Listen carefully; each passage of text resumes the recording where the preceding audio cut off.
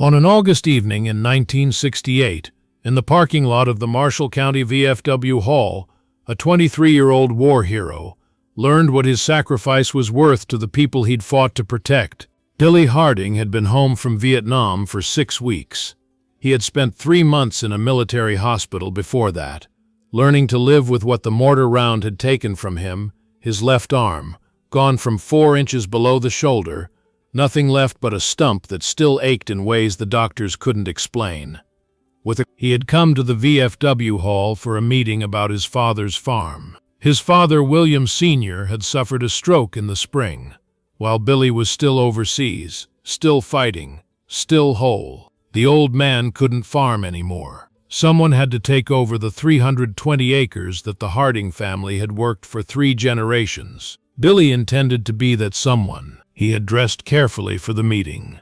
Clean shirt, good jeans, his boots polished. He had pinned his empty sleeve the way the hospital had taught him, neat and military. He had even worn his Purple Heart on his chest, thinking it might help, thinking it might remind people that he had given something for his country. He was wrong about that. The meeting was supposed to be about transitioning the farm, getting Billy's name on the accounts, introducing him to the suppliers, making it official. But Chester Mills had other ideas. Chester was the biggest landowner in Marshall County, over 2,000 acres, built up over 30 years of buying out neighbors who couldn't compete. He sat on the board of the Farm Credit Association. He was a deacon at the Methodist Church. He had never served in the military, a convenient deferment during Korea, too old for Vietnam, but he liked to talk about patriotism at town meetings. When Billy walked into the VFW hall, Chester looked at him the way a butcher looks at a side of beef. Well, Chester said, loud enough for everyone to hear, "Billy Harding, heard you were back." His eyes went to the empty sleeve, stayed there. "Heard you left part of yourself over there." "Yes, sir." Billy kept his voice steady. "But I'm home now, ready to take over Dad's place." Chester laughed. It wasn't a kind laugh. "Take over? Son, look at yourself." He gestured at Billy's missing arm, a sweeping motion that drew everyone's attention to it. "How exactly do you plan to run a farm with one arm?" The room went quiet. Billy felt every eye on him, on the pinned sleeve, on the empty space where his arm should be. "I'll manage, Mr. Mills. I've been thinking about it, and I have some ideas." "Ideas?" Chester cut him off. "Let me tell you about ideas, boy. Farming isn't about ideas. Farming is about work, hard physical work, driving tractors, lifting bales, fixing equipment." He stepped closer to Billy, close enough that Billy could smell the coffee on his breath. "You can't drive a tractor with one arm. You can't lift a hay bale with one arm. You can't do a damn thing on a farm with one arm." "Sir, I think if you just let me—" "What you should do," Chester said, his voice rising now, playing to the crowd, "is go down to the VA and collect your disability check. Let them take care of you. Because farming—" He laughed again, looking around the room, inviting everyone to share the joke. "Farming is for real men, complete men, not—" He waved at Billy's empty sleeve. "Not cripples." Someone in the back of the room laughed. Then someone else. Then more. Billy stood there, in the VFW hall where his father had been a member for 40 years, in front of men who had known him since he was a boy, and listened to them laugh at his missing arm. He looked for Linda.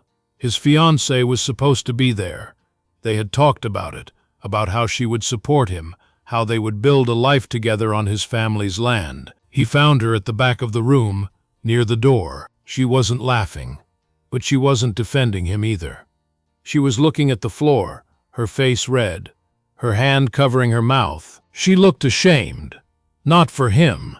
Of him. "Mr. Mills," Billy said, and something in his voice made the laughter stop. "My grandfather started that farm in My father worked it for 40 years. I grew up on that land. I know every acre, every fence line, every drainage ditch. Knowing isn't doing, boy. And I gave my arm." Billy's voice cracked, but he pushed through. "I gave my arm for this country. For you. For everyone in this room. I didn't ask for a parade. I didn't ask for a medal ceremony. I just asked to come home and farm my family's land." Chester Mills looked at Billy Harding for a long moment. Then he shook his head, slowly, like a teacher disappointed in a student. "You want my advice? Sell the farm. I'll give you a fair price, better than you'll get anywhere else, and you won't have to embarrass yourself trying to do something you can't do." He patted Billy on the shoulder, the right shoulder, the one that still had an arm attached. "Think it over. You know where to find me." He walked out of the VFW hall, his friends following. More than half the room left with him. Billy stood there alone, in the half-empty hall, surrounded by men who wouldn't meet his eyes. 3 days later, Linda returned his ring. "I'm sorry, Billy," she said, standing on his parents' porch, not coming inside. I can't. I thought I could, but I can't. Not like this. Not with—" She gestured vaguely at his empty sleeve. "I'm sorry." She drove away and never came back. Billy watched her go. Then he went to the barn, picked up a wrench with his remaining hand, and started working. He had something to prove. Now let me tell you about the first year, because that's when Billy Harding discovered that Chester Mills was right and wrong. Chester was right that you couldn't farm with one arm. Not the way everyone else farmed. Not with the equipment that existed, the techniques that were standard, the assumptions that were built into every piece of machinery. A tractor's controls were designed for 2 hands. So were a combine's.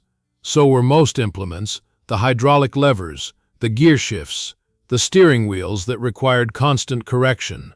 A man with one arm couldn't operate them safely, let alone efficiently. Billy spent the first month trying. He nearly killed himself twice.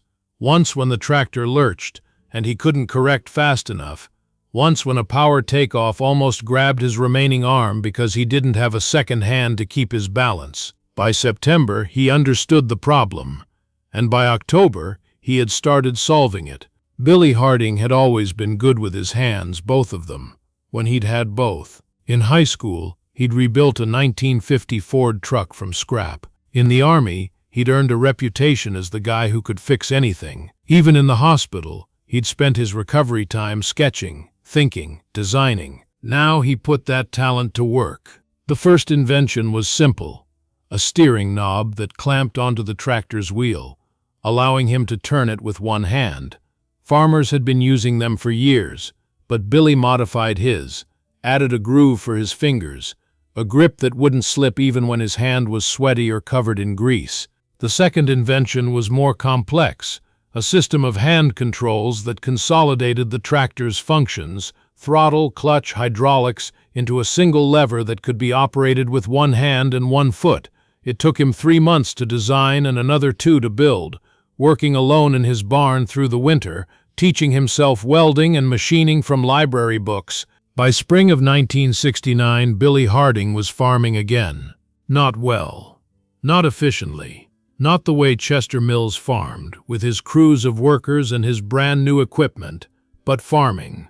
Planting corn and soybeans, tending the fields, bringing in a harvest. The neighbors noticed. Some of them came by to see what he was doing. Not to help, just to watch. Word spread about the one-armed veteran who had rigged up his tractor with strange contraptions and was somehow making it work. Chester Mills heard about it too. He didn't come by to watch.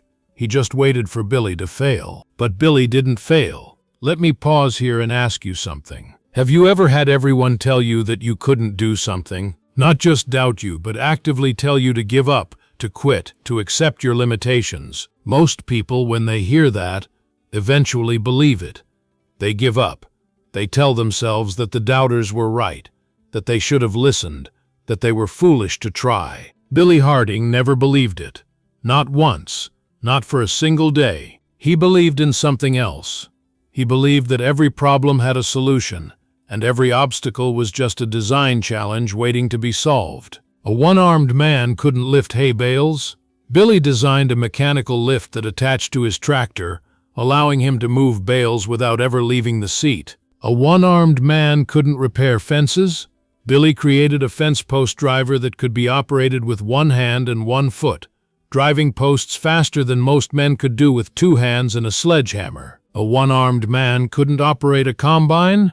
Billy spent an entire winter redesigning the controls, simplifying the interface, creating a system so intuitive that he could harvest corn more efficiently than farmers with both arms. Every season brought new problems. Every problem brought new solutions. And every solution taught Billy something he hadn't known before about engineering, about efficiency, about the thousand small ways that farm equipment could be improved. By 1972, Billy Harding wasn't just surviving, he was innovating, and people were starting to pay attention. Let me tell you about the patent, because this is where the story takes an unexpected turn. In the spring of 1973, a man named Gerald Whitmore visited Billy's farm. Gerald was an agricultural equipment engineer from John Deere's research division. He had heard rumors about a one-armed farmer in Iowa who had invented some remarkable modifications, and he wanted to see them for himself. What he found amazed him. Billy's barn had become a workshop, filled with prototypes and modifications and half-finished inventions.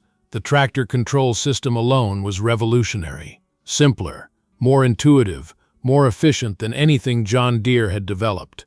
"Mr. Harding," Gerald said, after spending 3 hours examining Billy's work, "have you ever thought about patenting any of this?" Billy laughed. "Patents are for real inventors. I'm just a farmer trying to make things work." "Mr. Harding, what you've built here, this isn't just making things work. This is genuine innovation." Gerald pointed at the control system. "That design right there could help thousands of farmers, not just disabled farmers, but anyone who wants simpler, more efficient equipment.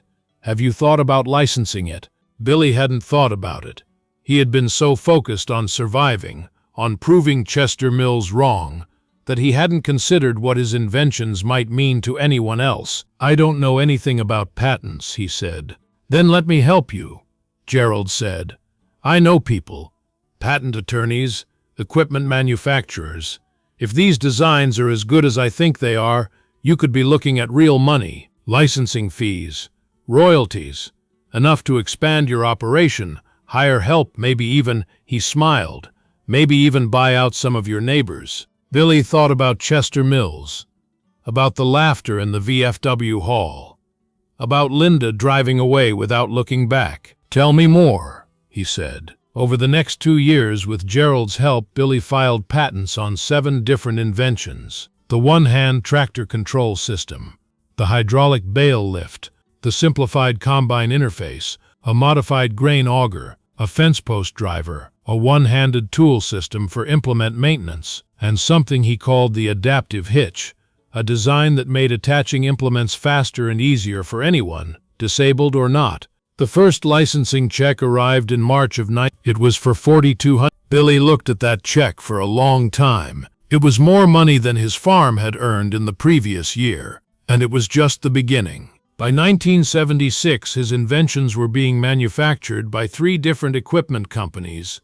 By 1978, the one-hand control system had been adapted for tractors, combines, and construction equipment across North America. By 1980, Billy Harding, the cripple who couldn't farm, was receiving royalty checks that exceeded $30,000 per year. He didn't spend the money. Not most of it. He saved it, invested it, put it away for a day he knew was coming. Chester Mills didn't know about the patents. He didn't pay attention to what Billy was doing to him. The one-armed veteran was still just a stubborn fool trying to prove a pointless point.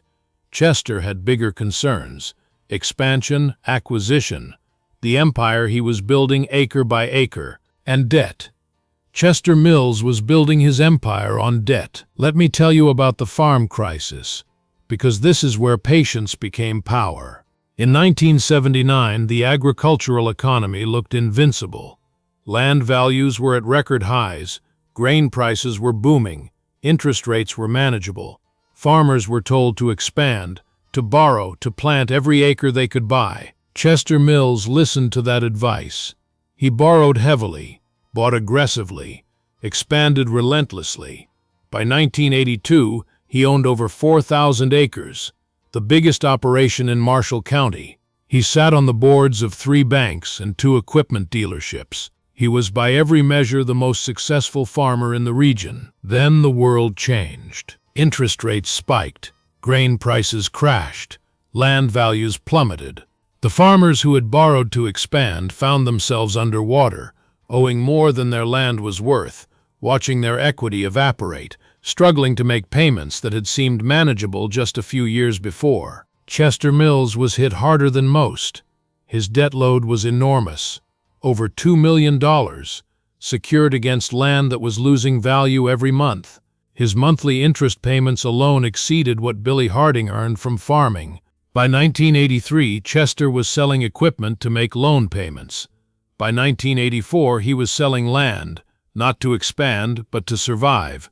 By the spring of 1985, the banks had lost patience. Foreclosure proceedings began in April. Billy heard about it at the feed store. The same feed store where 17 years earlier, a clerk had told him that Chester Mills was right, that a one-armed man should just give up. "Chester's losing everything," the clerk said. "Auctions next month. Banks taking all of it. The home place, the equipment, even the house he was born in."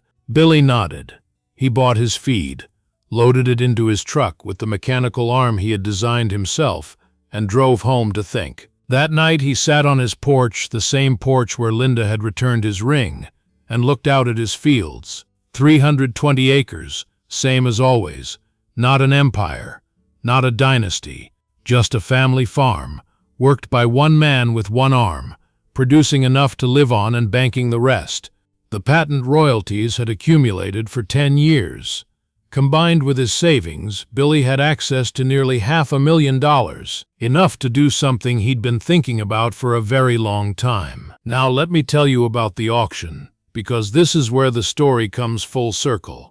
The foreclosure sale of Chester Mills's properties was held on a Saturday morning in May of 19. The auction took place at Chester's home farm, the original 400 acres his father had left him, the foundation of everything he had built and lost. Half the county came to watch. Some came to bid.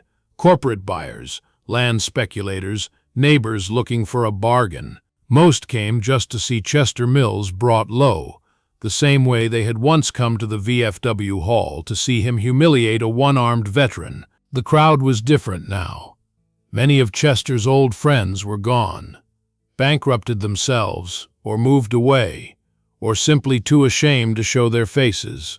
The men who remained were quieter, chastened by the crisis that had touched almost everyone. Billy Harding arrived early. He parked his truck at the edge of the crowd and walked toward the auction area, a roped-off section in front of Chester's farmhouse where the auctioneer had set up his podium. People noticed him. Of course they noticed him. The one-armed farmer had become something of a legend in Marshall County, not for his disabilities, but for his inventions. Word had spread about the patents, the licensing deals, the quiet fortune he was building while everyone else was losing everything. Chester Mills noticed him too. Chester was standing near the house, watching the crowd gather to pick over the bones of his empire. He looked smaller than Billy remembered, shrunken, diminished, dressed in clothes that had once been expensive but now just looked worn. His face was gray, his eyes hollow. He looked like a man who had already lost everything and was just waiting for the paperwork to catch up. Their eyes met across the crowd. Chester looked away first. The auction began with equipment. Tractors, combines, implements, all of it sold for pennies on the dollar. Billy didn't bid on any of it. He watched, and he waited. Then came the land. The auctioneer announced the parcels one by one, 640 acres here, 320 acres there, the empire being dismembered piece by piece. Finally, the auctioneer reached the last parcel. And now, folks, the home place. 400 acres of prime farmland, including the residence, all outbuildings, and improvements. This is the original Mills family property, and it's being sold to satisfy outstanding debts. He paused, looking at the crowd. Do I hear an opening bid of $400 per acre? Silence. The corporate buyers had gotten what they wanted from the earlier parcels. The neighbors were tapped out or too cautious to bid. Billy Harding raised his hand. 400, he said. The crowd turned to look at him. Every head, every eye suddenly focused on the one-armed man with his hand in the air. Chester Mills's face went white. "I have 400, the auctioneer said. "Do I hear 450? Silence. 400 going once, going twice. Wait. A voice from the crowd. One of the corporate buyers, reconsidering. 450. 500, Billy said, without hesitation. The corporate buyer looked at his partners. Some quick calculations. 550. 600. Now the murmuring started. $600 an acre was above market rate, more than the land was worth in the current economy. The corporate buyer shook his head and stepped back. "I have $600 per acre," the auctioneer announced. "That's $240,000 for the home place. Do I hear 650? Silence. Going once at 600. Chester Mills was staring at Billy now. His mouth was opening and closing, but no words were coming out. Going twice. Sold. To the gentleman with the quip. The auctioneer paused, suddenly aware of Billy's empty sleeve. To Mr. Harding. "Sir, if you'll come forward to complete the paperwork." Billy walked through the crowd toward the auctioneer's table. The crowd parted for him, not out of respect, exactly, but out of something like awe. The one-armed man was buying Chester Mills's home. He had to walk past Chester to get there. Billy stopped. The two men stood face to face for the first time since that night at the VFW Hall 17 years ago. Harding. Chester's voice was barely a whisper. "Why?" Billy looked at the man who had humiliated him, who had laughed at his disability, who had told him to give up and go collect disability checks. "You told me to sell my farm to you," Billy said quietly. "You said you'd give me a fair price." "I remember thinking about that, Mr. Mills. I thought about it a lot over the years, and I decided something." "What?" "I decided that I would rather die trying to prove you wrong than live knowing you were right." Chester flinched like he'd been slapped. "But here's the thing," Billy continued. "You weren't right. I can farm with one arm. I've been doing it for 17 years. And I didn't just farm. I invented, and I built, and I created things that are helping farmers all over this country." He paused, "including disabled farmers, veterans who lost limbs like I did, people you would have told to give up, the way you told me." Chester couldn't find words. "I'm not buying your farm for revenge, Mr. Mills. I'm buying it because it's good land and I can use it, and because—" Billy reached into his pocket and pulled out a folded piece of paper. "Because of this." He handed the paper to Chester. It was a lease agreement. A 1-year lease for the farmhouse and 10 acres, at a nominal rent of $1 per month. "I don't understand," Chester said. "It means you can stay in your house, on your land, until you figure out what comes next." Billy's voice was steady.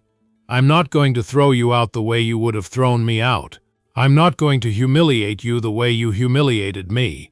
I'm going to show you something you never showed me: mercy." Chester Mills stared at the lease agreement. His hands were shaking. Tears were forming in his eyes. "Why?" he asked again.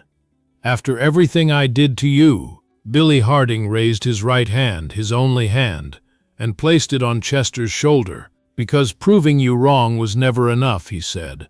"I wanted to prove something else.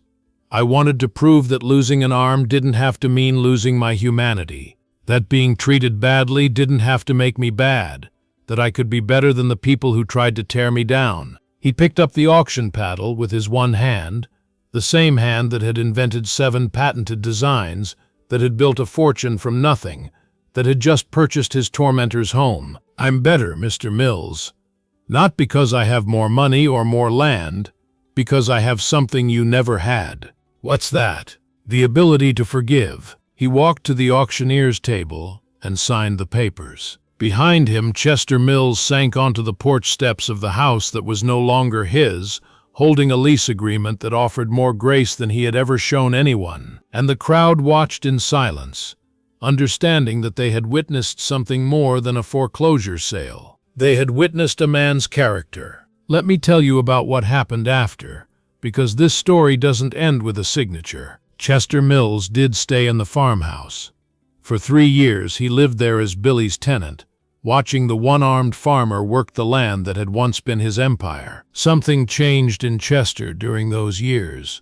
The arrogance bled out of him, replaced by something quieter. He started attending church again, not as a deacon, not as a big man in the front pew, but as a humble parishioner in the back row. He started talking to the farmers he had once lorded over, not to impress them but to apologize. And he started talking to Billy. At first their conversations were awkward, two men with too much history trying to find common ground. But gradually a strange kind of friendship developed. Chester would come by Billy's workshop in the evenings, watch him tinker with new designs, ask questions about how things worked. "I never understood," Chester said one night, watching Billy weld a bracket with a modified tool he'd designed to be operated one-handed. "How you kept going. After what I said, after what everyone said, how did you not give up?" Billy set down his welding torch and turned to face the old man. "You remember what you called me at the VFW hall?" Chester looked down. "I called you a cripple. Said farming was for real men." "You did. And you know what I thought when you said that?" "What?" "I thought about the men I served with in Vietnam. Men who lost more than arms. Men who lost legs, lost eyes, lost their minds. Men who came home to families that didn't recognize them, to a country that didn't want them." Billy held up his stump, the empty sleeve falling back to reveal the scarred flesh. "I lost an arm. That's all. Just an arm. And if I gave up because of that, what would it say about all of them? About everything we sacrificed?" Chester was quiet for a long time. "I never served," he finally said. "Got a deferment for Korea. Was too old for Vietnam. Never had to sacrifice anything." He looked up at Billy. "I think that's why I said what I said. I was threatened by you, by what you represented. A real man who had given something real, while I just accumulated. We all make choices, Mr. Mills. Call me Chester, please." The old man's voice cracked. "And you're right, I made choices, bad ones, selfish ones. For 50 years I chose to be the biggest instead of the best, to take instead of give, to tear down instead of build up." He gestured at the farm around them, the land he had lost, the land Billy had saved him from losing completely. "I had everything, and it meant nothing. You had one arm and built something that mattered." Billy put his hand on Chester's shoulder. The same gesture he had made at the auction, the gesture of grace. "It's not too late, Chester, to build something that matters." Chester Mills died in 1991, at the age of 73. He spent his last years volunteering at the VA hospital in Des Moines, visiting with veterans, listening to their stories, helping however he could. At his funeral, Billy Harding gave the eulogy. "Chester Mills was two men," Billy said, standing before a small crowd of mourners. "The first man was cruel and arrogant and afraid of anything he couldn't control. That man laughed at a one-armed veteran and told him to give up." He paused, looking at the coffin. "But the second man was different.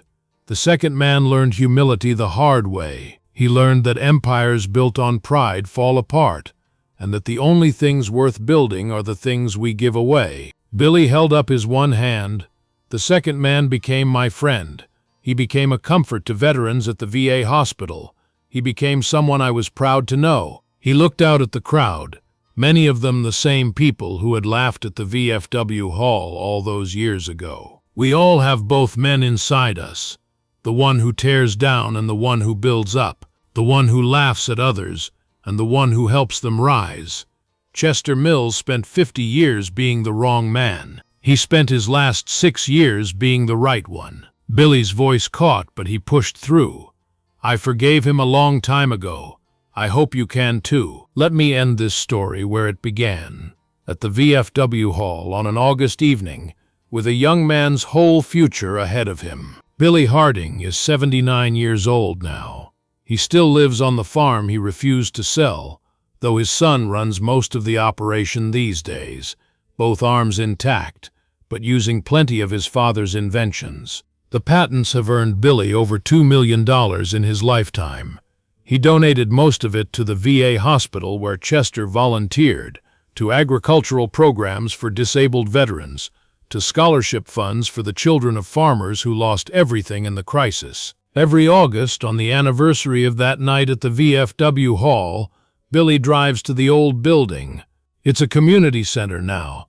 The VFW chapter moved to a bigger location years ago, but the flagpole is still there, the American flag still flying. He parks his truck and walks to the spot where Chester Mills stood when he pointed at Billy's empty sleeve and called him a cripple. He stands there for a while, remembering the laughter, the shame, the look on Linda's face as she decided he wasn't worth standing by. And then he remembers what came after. The inventions, the patents, the fortune he built with one hand, the enemy who became a friend, the life he created out of nothing but stubbornness and hope. He looks down at his empty sleeve, still pinned neat, still military style after all these years. "I proved you wrong," he says, to no one in particular.